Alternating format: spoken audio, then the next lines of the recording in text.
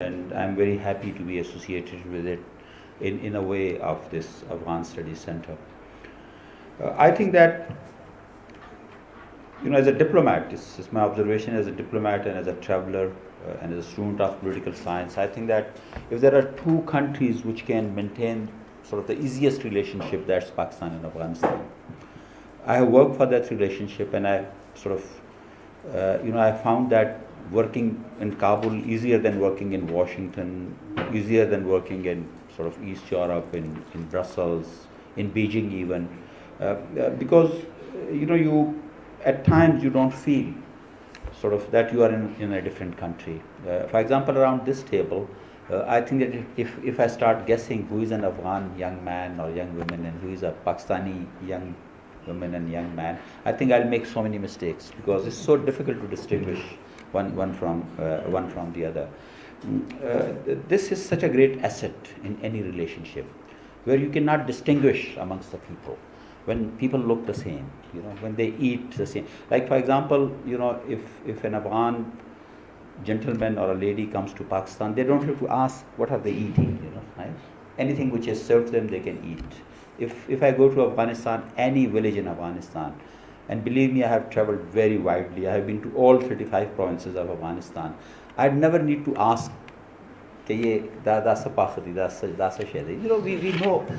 everything so well about each other, and there's so much affinity. There's so much sameness. It's very difficult to distinguish one from the other. It's a pity that despite all that positivity, we failed. Both sides failed, particularly my generation and the generation just before me.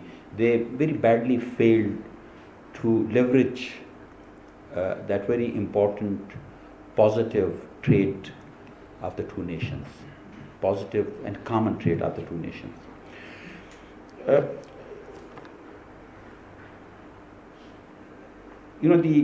It's not only the easiest relationship to be maintained. It's actually the relationship where you can easily pinpoint which are the aspects of the relationship which need attention. To me, essentially, if both sides leverage their soft power with each other, we will be much better. The relationship will be much better, and the relationship would essentially progress without any hindrance, without any problem, without any bumps. Our problem is, despite this huge soft power which we have on each other, we do not realize that, we don't utilize that. The day we decide that, okay, we are going to use this soft power which we have in Afghanistan, and Afghanistan started using the soft power which Afghanistan have in Pakistan, believe me, the entire paradigm of the relationship would change. If you look at the sort of most of the problems between Pakistan and Afghanistan relations today, you will see that they're very superficial. There is no history. There is no history to them. Even if there is a history, it's normally made up history. We make up history to justify, sort of, to justify to keep the environment a bit heated. But essentially, the differences are so minor and they are so superficial that in any other two countries, these things would never have been mentioned. But the fact is, Pakistan and Afghanistan are neighbors. They live side by side, and naturally, you will have problem with your neighbors. So that is one aspect which we have to be very careful about, and we need to know about that aspect. Afghanistan will have no problem with Mexico. Pakistan will have no problem with Ethiopia. We will have problem with each other because we are neighbors.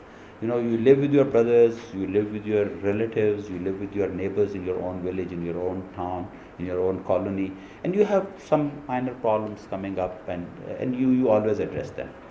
But if you look at the broader picture always, you will see that there are many more positive things in the relationship, which has sort of deep-rooted grounds, extremely deep-rooted foundations. Unfortunately, sort of we should be focusing more on them instead of the differences we have. When I talk about soft power, The first thing amongst the sort of in the soft power is people-to-people relationship. Government had sort of good relationship with each other, the two governments, bad relationship, so-so relationship.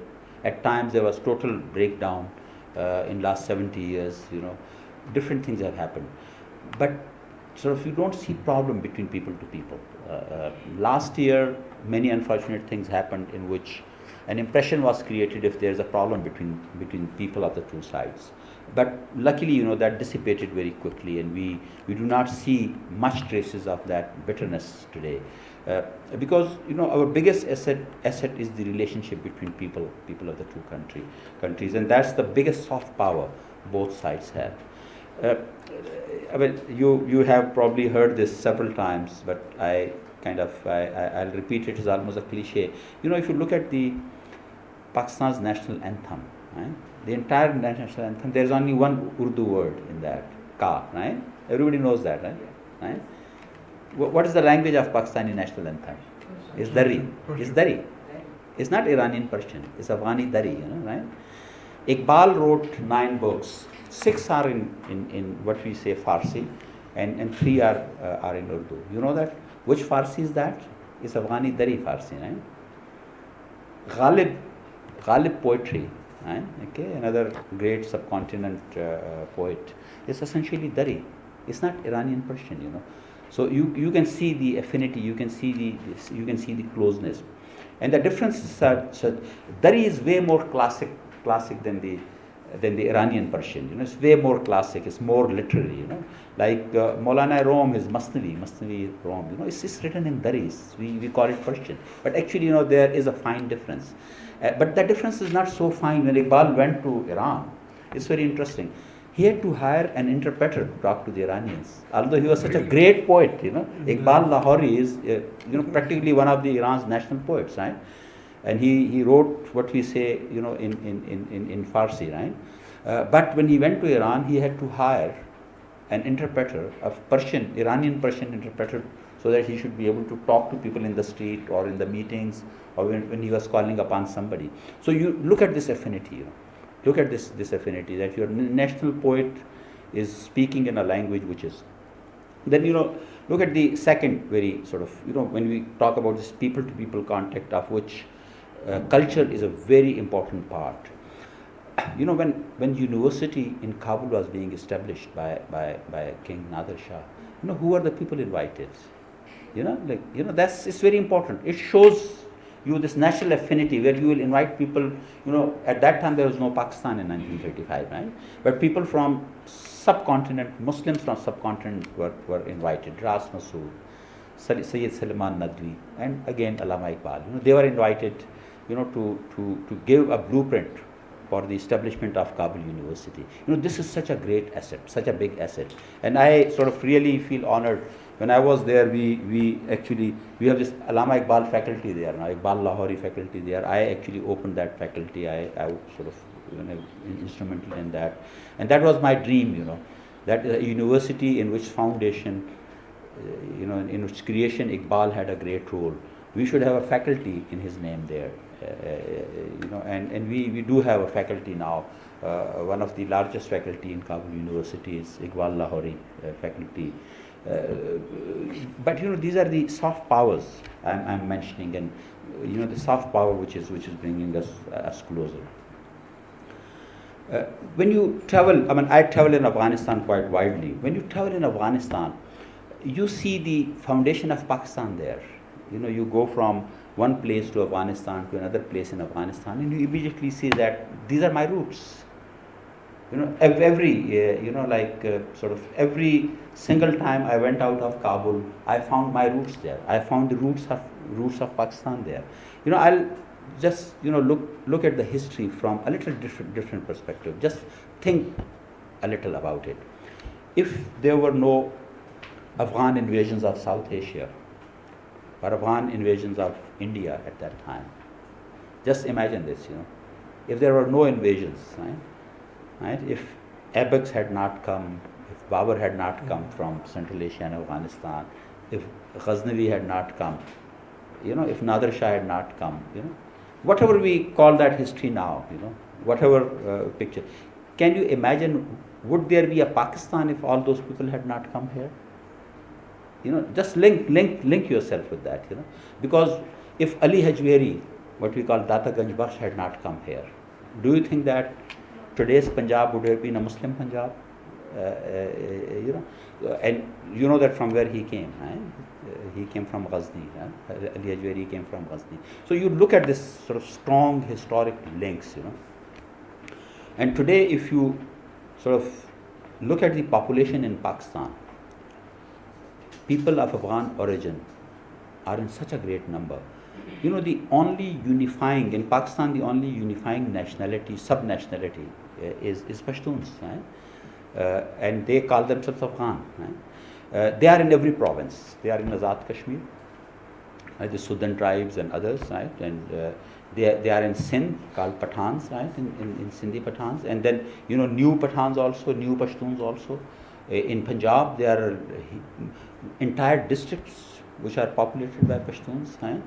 Of course, Pakhtunkhwa and Balochistan are Pashtun majority provinces, or what we call Afghan, people who declare their caste as Afghans, the provinces actually inhabited by them.